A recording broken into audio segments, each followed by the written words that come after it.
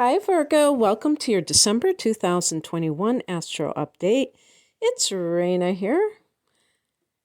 So, we begin December with Neptune going direct on the very first day of the month, and Neptune is in Pisces, has been for almost a decade, and Pisces is your opposite sign. So, when Neptune goes direct, you're going to have more of that idealism come back into your life. And we're talking here in the seventh house, which is the house of committed partnership. So for those people who are coupled, the last 6 months may have been some sort of hard lessons, or it's not really lessons, but things that you had to really accept about your marriage or committed partnership, because maybe you were a little bit deluded or overly optimistic. So an example would be if you are coupled with somebody who has a substance abuse problem and you assumed that they had gotten clean and sober because maybe they had for a while and then they have relapsed, but they've been lying to you, or they just have, it's a sin of omission. They just have been doing it and you catch them, and that makes you aware. But that doesn't mean that it's over for the relationship. It just means that you might have a more realistic, kind of idea of what the relationship is all about. And I'm just using that as an example. It doesn't necessarily have to be that way. And actually, it can be about something completely different than what I'm talking about. If there has been some kind of a legal matter that you've been dealing with, you may have had to face some unpleasant truths about it, or maybe just something that you became aware of, that there was confusion or deception, and I feel like, I don't know if this kind of thing is really going to be a big deal for those types of people, because this Neptune transit is going to stay here for several more years. So it's not going anywhere. There might have been some kind of situation that really came to a head back in September. If this was along those lines, anything that has to do with Neptune, the seventh house, might have had some kind of, we had a full moon in Pisces back then, and that might have shed light on something.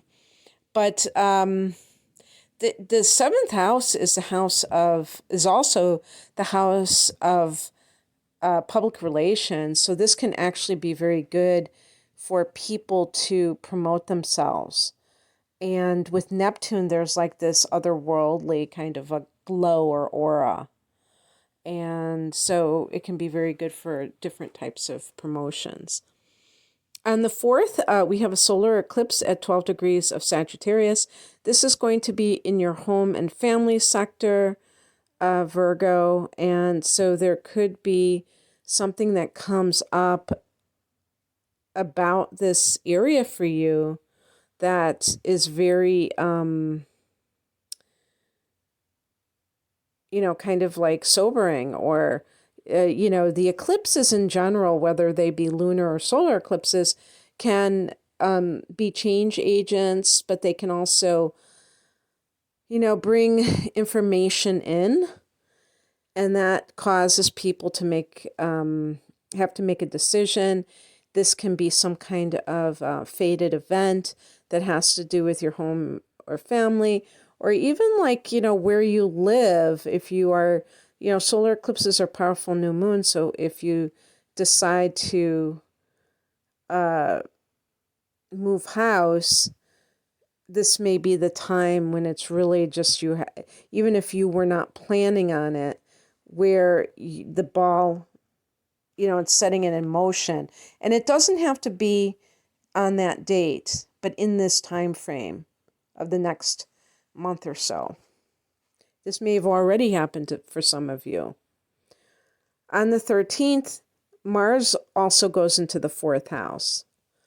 So on the same day, Mercury goes into Capricorn, which is a fellow Earth sign, and that's a friendlier angle to you rather than a square. It's a trine that's very friendly. And so with the Mars energy, it can be contentious. It can be to do with your mom, or do with real estate matters. Something may be very active for you. Maybe you're actively packing. Or it can be, if it's with your mom, confronting her.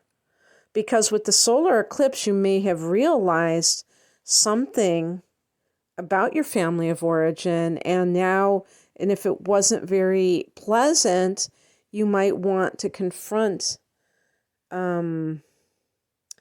people that were involved about it. And one thing to remember is that something from the past, even if it's something that where you feel that you were the target, the victim, or something along those lines, you have to really ask yourself, what you gain if you feel like aggressive and you want to confront someone. Because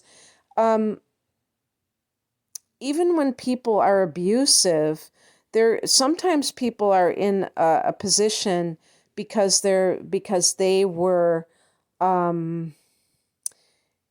very stressed out at that point in their life, and there were a lot of things happening. Some people had addictions, and this is not, people go crazy when I say things like this, because they think that I'm making excuses for bad behavior, and that is so not the case. But bad behavior does occur sometimes. Sometimes it's situational.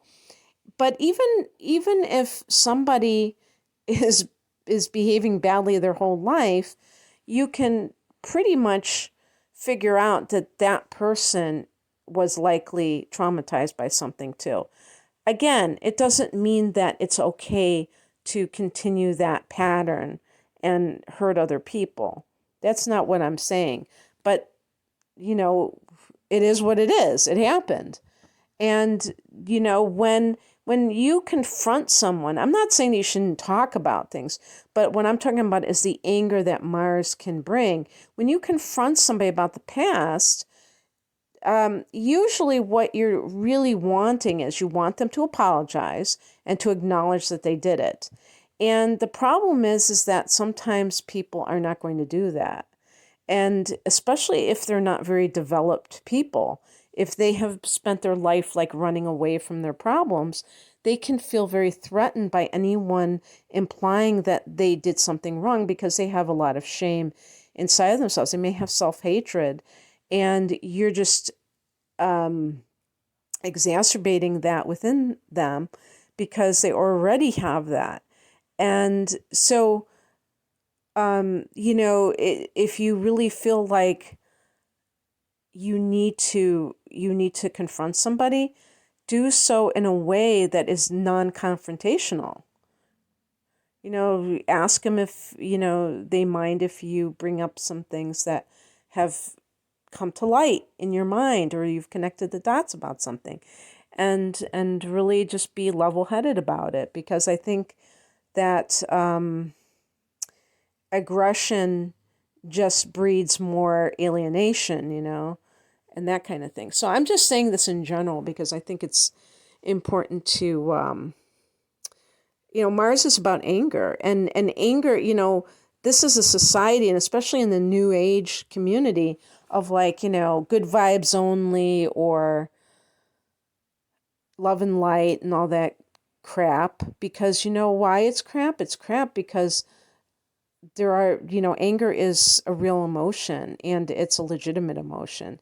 The problem is people don't know how to be angry in a way that's not totally destructive. I mean, some people do, but a lot of people think, oh my God, anger, that's unacceptable. And no, it is part of life. So I do want to, let you know if something like this is a reality for you. I'm not saying at all that you should just sweep it under the rug.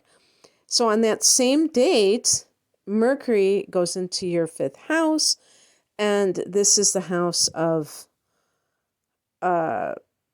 love and creativity and the business that you own. So Mercury can even be about business too. So you might be doing some business work for some reason. Maybe you're putting thought into your business, coming up with new ideas. You're going to have a new moon here in early January. But in addition to that, the 5th house can be children or your inner child. So, piggybacking on the Mars in the 4th, or actually more like the solar eclipse in the 4th, Mercury in the 5th can be about you starting to think about your inner child. Like, do you feel that you have gotten out of touch with that part of yourself, Virgo, that didn't have, that was fractured in terms of creative situations? Well, not creative, but I mean childhood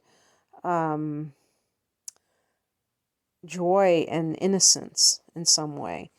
And getting back to that, maybe part of what that solar eclipse in the 4th house has shown you is that maybe you have become a workaholic or something, and that's a common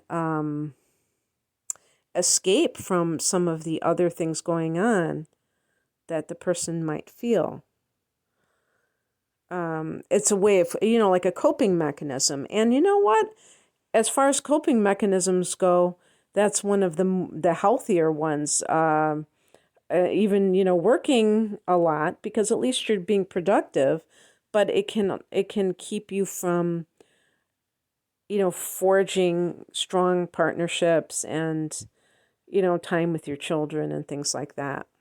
So more balance in life, obviously, is always a good thing. You could be talking to a love interest. You could be going to plays, things that have a mercurial nature. 5th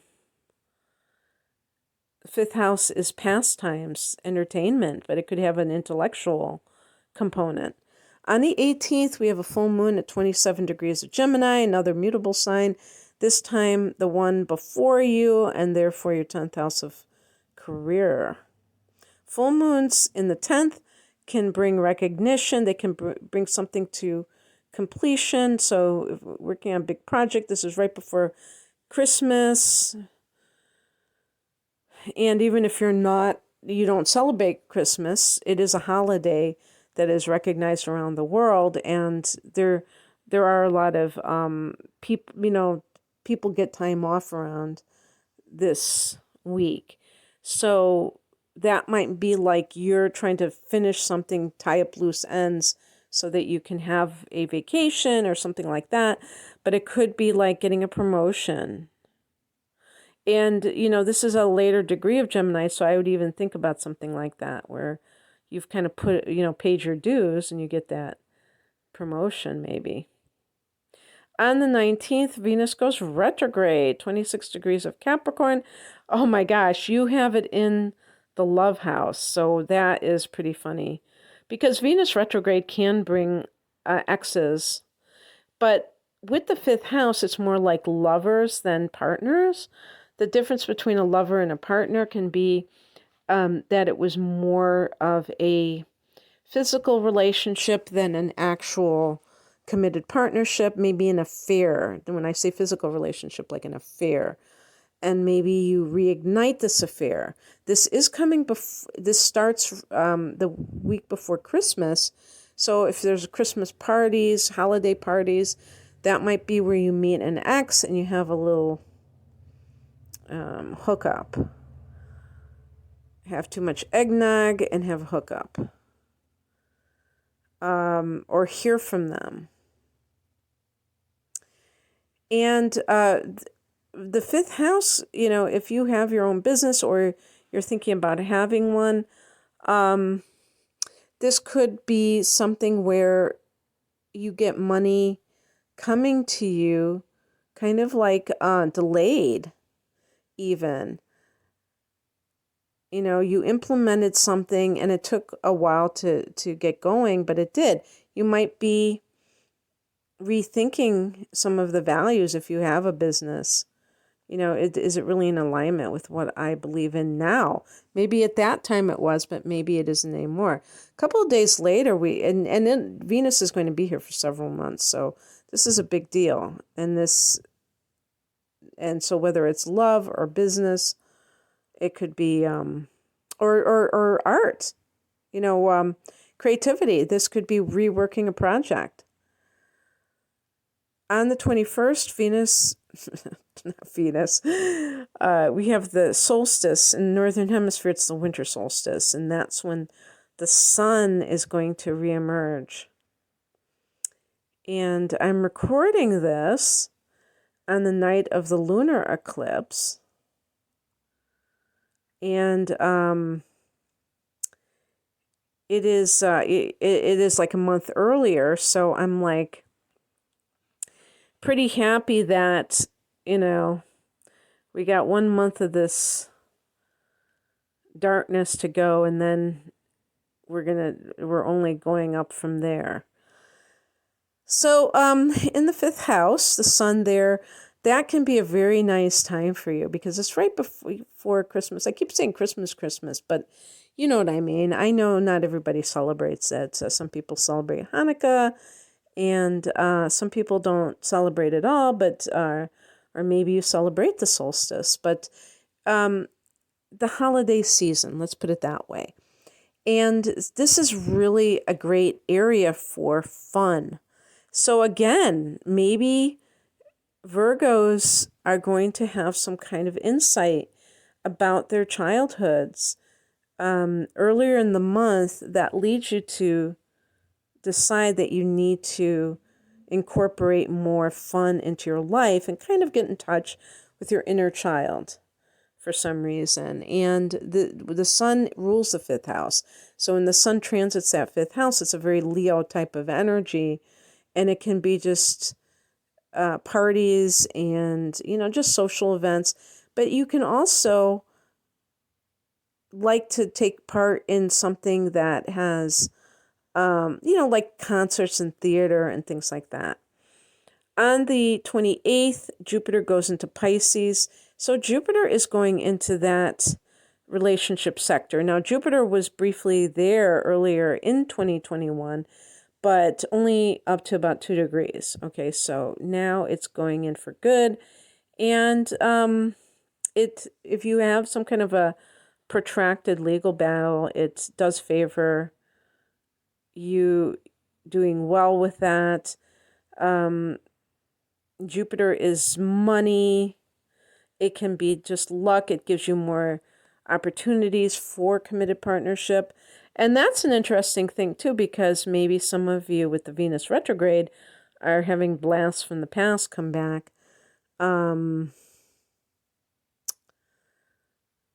And, you know, again, that 5th house is more about affairs, although it is about love itself. So regardless of whether you're single or coupled, Venus retrograde in the 5th house can, you know, really get you thinking about love and where you're at as